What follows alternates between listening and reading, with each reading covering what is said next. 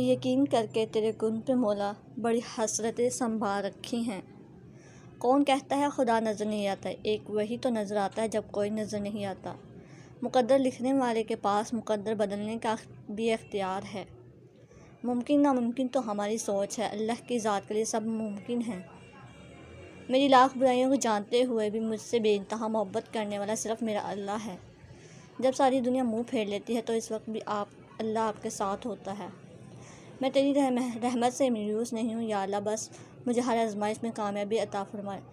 اگر اللہ تمہیں وہاں تک نہ لے کر گیا جہاں تک تم جانے تو یقین رکھو بہتر ہوگی وہ جگہ جہاں تمہیں اپنی مرضی سے لے کر جائے گا۔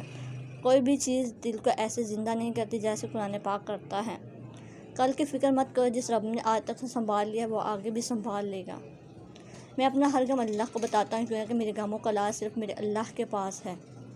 جو کسی کا برا نہیں چاہتے ان کے ساتھ کوئی برا نہیں کر سکتا، یہ میرے رب کا وعدہ ہے۔ زندگی جن زخموں سے بھری پڑی ہے، ان زخموں کا علاج صرف سجدے میں موجود ہے۔ ہو سکتا ہے جس چیز کے لیے تم روتے ہو بس تم سے ایک دعا دور ہو۔ قرآن پاک کی خوبصورتی صرف یہ ہے کہ آپ اس کے پیغام کو بدل نہیں سکتے مگر وہ آپ کو بدل سکتا ہو۔